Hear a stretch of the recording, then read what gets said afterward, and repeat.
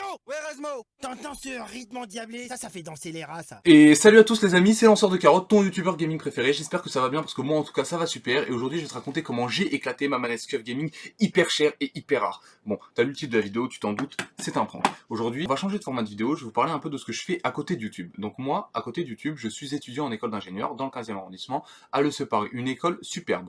S'il y a des membres de l'équipe qui nous regardent, je vous fais des gros bisous. Et s'il y en a parmi vous qui sont déjà passés à l'ESCE, n'hésitez pas à le dire dans les commentaires pour le référencement de la vidéo. Donc, l'école a été créée en 1919. Rapide calcul, en 2019, au début de cette année, c'était les 100 ans de l'ESCE. On est des génies en maths, pourquoi? Parce qu'on est à l'ESCE, évidemment. Et on a eu un projet un peu particulier. Notre projet s'appelle Rasmo le robot. Il a été fait avec l'équipe 1185, et on se retrouve sur la caméra du dessus pour que je vous présente les caractéristiques de ce robot. Et donc voilà notre fameux projet. Si vous demandez pourquoi Rasmo, c'est en référence au dessin animé Les Rats. Il y a un petit rappel de rat ici, et puis le robot ressemblait à ça.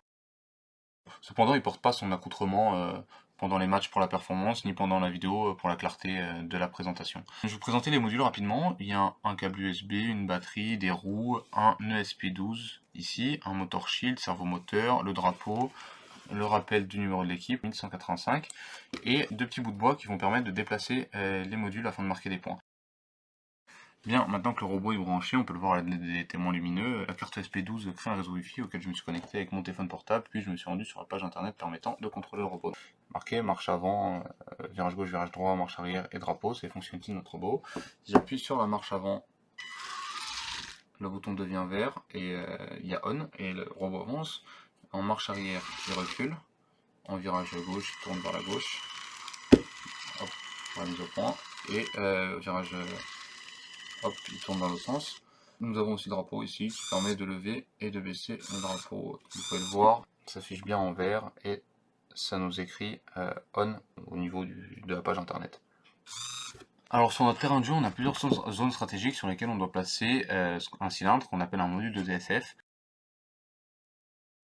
Ce cylindre apportera un point. Au second semestre, on nous a introduit une nouvelle règle qui permettait d'empiler les modules, et plus on empile de modules, plus ça rapporte de points. Pour faire cela, nous avions pensé à faire un tube comme ceci, avec une encoche qui permettrait de laisser passer le module de TSF, et un câble. Notre tube s'ouvrirait et se fermerait afin de libérer les modules à la fin de la manche, avec une pince. Pour l'introduction du module dans le tube, on aurait un câble avec un aimant qui s'accrocherait au module de TSF, le ferait remonter, rentrer dans le tube et ressortirait grâce à l'encoche sans le module de TSF. Vous voyez, il y a un petit trou en haut. Et donc une fois que le câble serait ressorti, comme le tube serait à la verticale, comme ceci, le module de TSF glisserait tout en bas.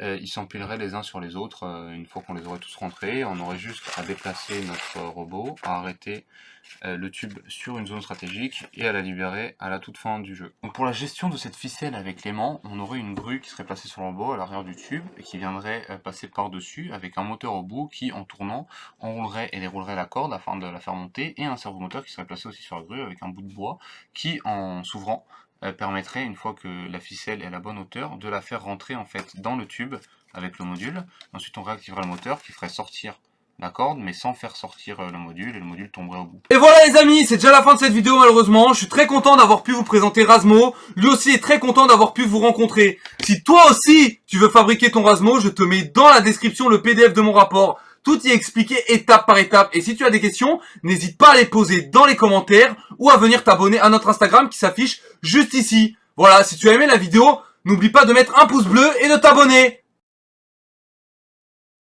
Voilà, si tu as aimé la vidéo, n'oublie pas de mettre un pouce bleu et de t'abonner.